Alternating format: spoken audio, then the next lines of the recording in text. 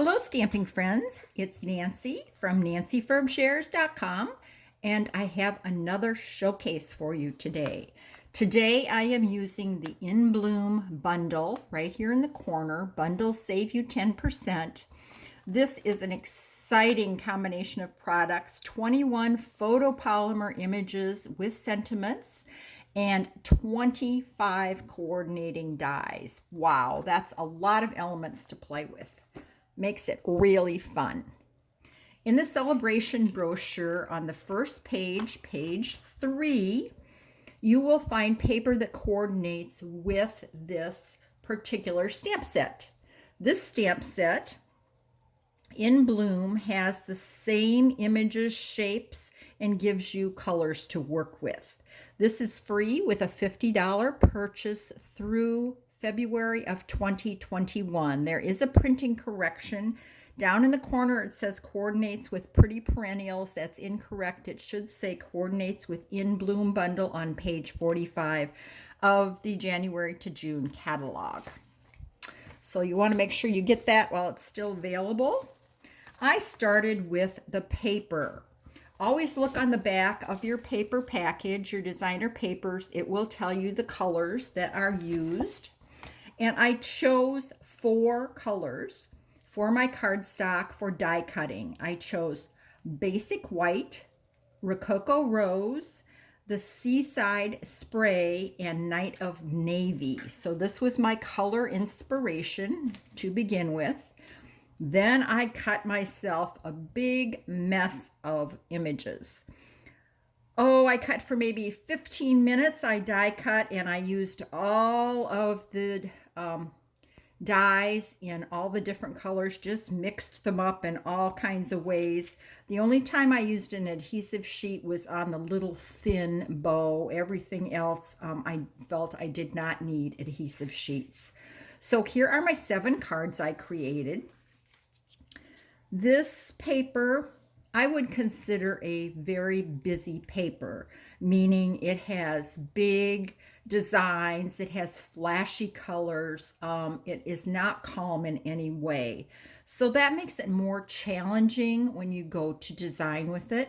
So I chose to put my die cuts on a solid color to focus the eye in. I want you to see the really lovely little piercing on all of these dies, on the leaves, stems, the whole business. It's really, really sweet. And I don't believe that the catalog really focuses in on that. I also combined it with the scalloped linen ribbon.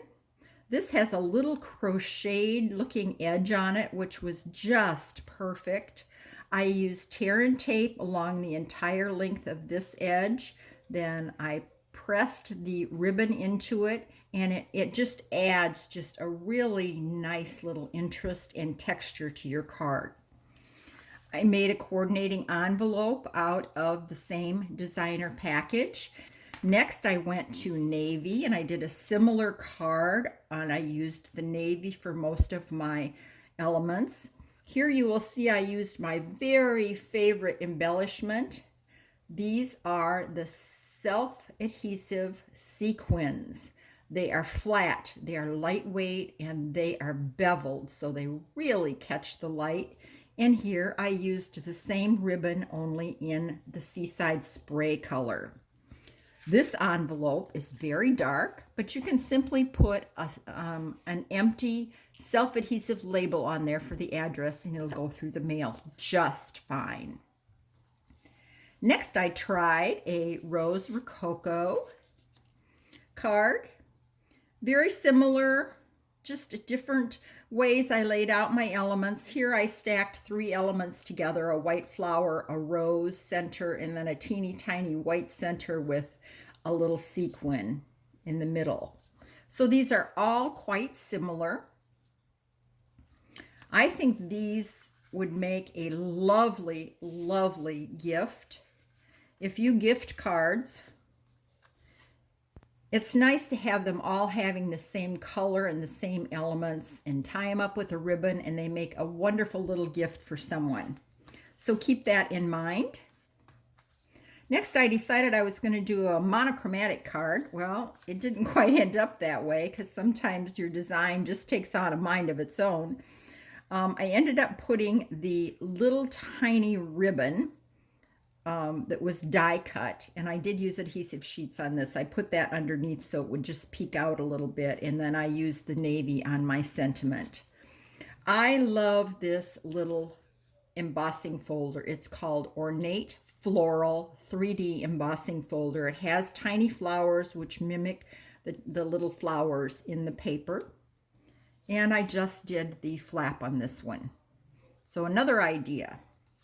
And I wanted to show you, you may like this card. It isn't my favorite. This is the paper, one of the papers, and I feel it's kind of busy. Your eye doesn't know where to land, and your eye should always go to a spot on the card and then begin looking around. I think what saves this is the navy leaves. Give this a little background, a little less motion. But we all like different things, so I wanted to show you that. Now the paper won't be around forever, so I decided, oh, let's grab some stamp pads. So I grabbed some bold, bright colors.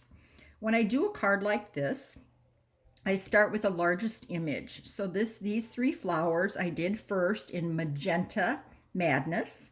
Then I did 3 in Bumblebee. And you want to work with odd numbers. So there's 3 and there's 3, and this makes a group of 5.